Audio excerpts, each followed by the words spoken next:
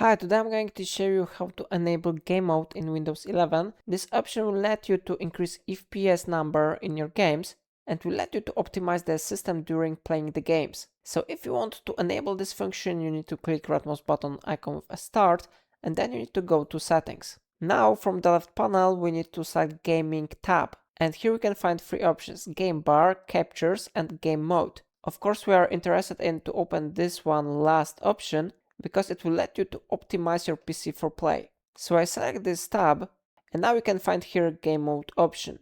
This option will let you to optimize your PC for play by turning things off in the background. So if you want to enable it, you need to click on this one gray dot and after that it will be successfully turned on. But of course if you want to disable it, you need to click on this one white dot. Everything depends on your preferences, but of course I recommend you to have this option turned on. If I helped you, remember to like this tutorial and subscribe my channel. Please let me know in comment if it's of your problem.